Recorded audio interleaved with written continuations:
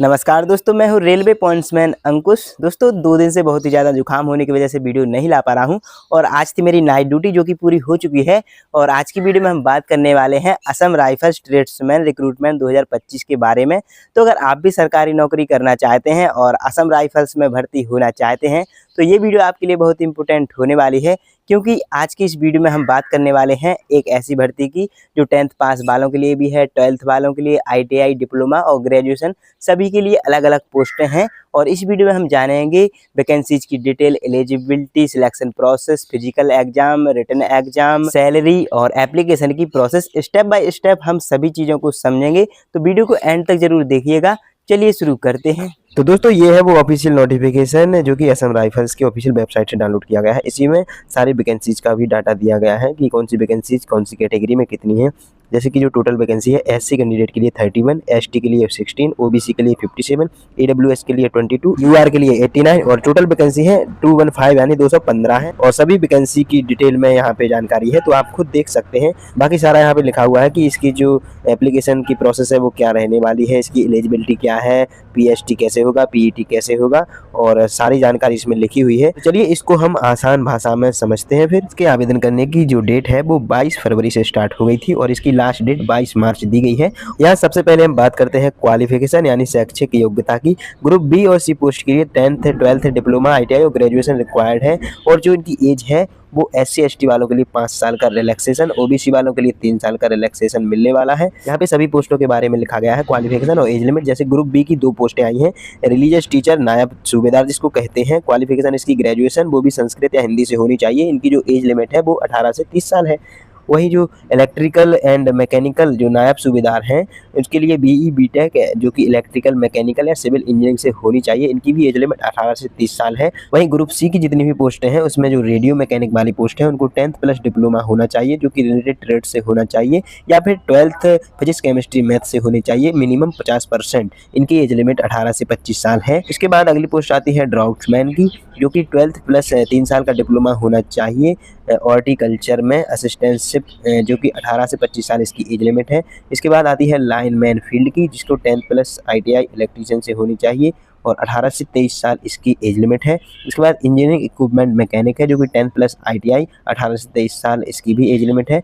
बाकी आप एक एक करके सारी की सारी पोस्टों की डिटेल यहाँ पे पढ़ सकते हैं। वही प्लम्बर है, ऑपरेशन थिएटर टेक्नीशियन है, फार्मासिस्ट हैं, एक्सरे असिस्टेंट्स हैं। इसके बाद एक ऐसी पोस्ट है जो कि सफाई वाले की है जिसे स्वीपर कहते हैं, 10th पास से जो कि पोस्ट है, 18 से 23 साल इसकी एज लिमिट है। इसकी जो चयन प्रक्रिया है वो 6 स्टेप्स में होने वाली है, जिसमें पहला स्टेप होगा PST यानी कि आपकी चेस्ट और हाइट का मेजरमेंट होगा इसमें। इसके बाद होगा फिजिकल इफिशियंसी टेस्ट जिसमें आपकी रनिंग की जाएगी। इसके बाद ट्रेड टेस्ट होगा एक जो कि स्किल टेस्ट होगा, जिससे भी रिलेटेड ट्रेड से आपने डिप्लोमा किया है उसी का ये टेस्ट होगा। इसके बाद होगा आपका रिटन एग्जाम जिससे आपकी मेरिट बनेगी, जिससे आपका सिलेक्शन पक्का होगा।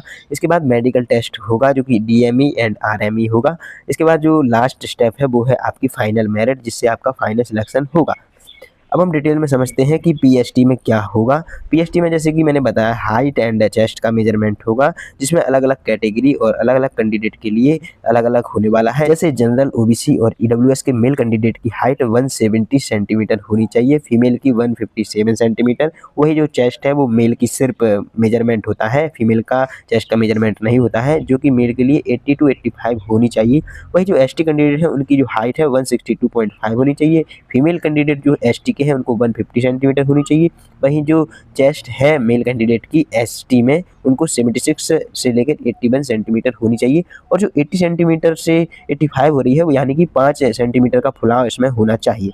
इसके बाद जो घड़वाली, गोरखा, नॉर्थ ईस्ट लद्दाख वाले जो कैंडिडेट हैं उनकी 165 हाइट होनी चाहिए, फीमेल कैंडिडेट की 155, और वही जो चेस्ट है वो 78 फुलाने के बाद फिर 83 सेंटीमीटर होनी चाहिए। इसके बाद आता है PET यानी फिजिकल इफिशियंसी टेस्ट। PET के अंदर रनिंग टेस्ट होता है। जैसे कि जनरल जो कैंडिडेट होते हैं उनमें मेल 5 किलोमीटर की रनिंग होती है 24 मिनट में, फीमेल कैंडिडेट की 1600 मीटर की रनिंग होती है जिसको 8 मिनट 30 सेकंड का समय दिया जाता है। इसके बाद जो लद्दाख रीजन कैंडिडेट होते हैं उनकी मेल की 1600 मीटर की रनिंग होती है, 7 मिनट का समय दिया जाता है। फीमेल कैंडिडेट की 800 मीटर की होती है, 5 मिनट का समय दिया जाता है। इसके बाद होता है ट्रेड टेस्ट जिसको स्किल टेस्ट कहते हैं। ये सिर्फ टेक्निकल और ट्रेडमैन पोस्ट के लिए होगा। इसमें मार्क्स नहीं मिलते, बस पास या फेल होता है। अगली बात करते हैं हम रिटन टेस्ट की, जिसमें टोटल 100 मार्क्स का ये एग्जाम होने वाला है, जिसमें सब्जेक्ट कवर्ड होते हैं। जनरल नॉलेज से पूछे जाते हैं क्वेश्चन, मैथमेटिक्स से पूछे जाते हैं, रीजनिंग से, और जो आपकी रिलेटेड ट्रेड है उससे भी इसमें क्वेश्चंस पूछे जाते हैं। इसके जो क्वालिफाइंग मार्क्स हैं वो जनरल और ईडब्ल्यूएस के लिए 35%, वहीं एससी एसटी और ओबीसी कैंडिडेट के लिए 33% मिनिमम होते हैं। इसके बाद जो कट ऑफ बनती है उससे सिलेक्शन होता है। इसके बाद हमारा होता है मेडिकल टेस्ट, जो कि डीएमई और आरएमई होता है। इसमें अगर किसी कैंडिडेट को अनफिट डिक्लेयर किया जाता है तो वह रिव्यू मेडिकल एग्जामिनेशन मतलब कि री मेडिकल एग्जामिनेशन के लिए अप्लाई भी कर सकता है। मतलब एक बार में अगर आप पास नहीं होते हैं तो दोबारा से री मेडिकल आपका किया जाएगा। इसके बाद बनती है merit list and final selection, जिससे होता है मेरिट लिस्ट सिर्फ रिटन एग्जाम के मार्क्स के बेसिस पे बनती है, जैसे कि मैंने पहले बताया था। वही फाइनल ज्वाइनिंग का डिसीजन मेरिट लिस्ट के हिसाब से ही होता है। अब हम बात करते हैं कि इसके लिए हमें जो एप्लीकेशन को अप्लाई कैसे करना है। स्टेप 1 है कि आपको असम राइफल्स के ऑफिशियल वेबसाइट पे जाना है। आप सरकारी.com से भी इस पे जा सकते हैं। इसके बाद ऑनलाइन एप्लीकेशन सेक्शन में फॉर्म भरें और जो भी डॉक्यूमेंट उसमें मांगे गए हैं, जैसे कि डोमिसाइल सर्टिफिकेट कंपलसरी होगा। अगर आप किसी कास्ट से बिलोंग करते हैं, मतलब जनरल से बिलोंग नहीं करते हैं, तो आपका कास्ट सर्टिफिकेट भी लगेगा। इसके बाद फी पेमेंट की रिसिप्ट भी आपकी लगेगी। फी पे कैसे करनी है, उसके लिए ग्रुप बी की जो पोस्ट है उसमें 200 रुपये फीस लगने वाली है। वही जो ग्रुप सी की जैसे ट्रेड्समैन एंड टेक्निकल जितनी पोस्टें हैं उसके लिए आपकी 100 रुपये फीस लगने वाली है। लेकिन एससी एसटी फीमेल और एक्स सर्विसमैन कैंडिडेट की कोई भी फीस नहीं लगेगी। और इसके बाद आपको एप्लीकेशन फॉर्म को सबमिट करना है। इसकी जो लास्ट डेट है वो 21 मार्च 2025 है और एग्जाम की डेट है वो अप्रैल 2025 टेंटेटिव दी गई है, जो कि आपकी सबसे पहले इसमें पीएसटी होगा। इसमें आपको कुछ इंपॉर्टेंट पॉइंट्स हैं जो याद रखने हैं, जैसे कि Assam rifles physical and medical standard strict होने वाला है और जो एग्जाम का पैटर्न है वो बहुत सिंपल है, पर टफ कंपटीशन होगा क्योंकि इसके लिए बहुत से कैंडिडेट अप्लाई करेंगे। और admit card and exam update के लिए ऑफिशियल वेबसाइट को ही चेक करें और एक कैंडिडेट सिर्फ एक ही आवेदन दे सकता है। अब हम बात करते हैं कि असम राइफल्स की सैलरी कितनी होती है। तो इसकी जो स्टार्टिंग सैलरी है, जैसे कि 10th पास वाली जो पोस्ट है और जो हाई लेवल की जितनी भी पोस्टें आ जाती हैं, तो 21,700 से लेकर 69,100 रुपये तक इसकी सैलरी होने वाली है। बाकी इसमें कुछ और फैसिलिटीज भी मिलती हैं, जैसे कि फ्री रेलवे ट्रैवल और मेडिकल की फैसिलिटी। कोई सरकारी नौकरी होने की वजह से आपको जॉब की सिक्योरिटी भी इसमें मिलती है। बाकी कोई और जानकारी के लिए मैंने इस नोटिफिकेशन की पीडीएफ डिस्क्रिप्शन में डाल दी है, तो इसको आप डाउनलोड करके सारा कुछ पढ़ सकते हैं, सारी जानकारी इससे ले सकते हैं। तो अगर आप इसमें आवेदन करना चाहते हैं तो आवेदन कर सकते हैं। दोस्तों ये थी असम राइफल ट्रेड्समैन रिक्रूटमेंट 2025 की पूरी जानकारी।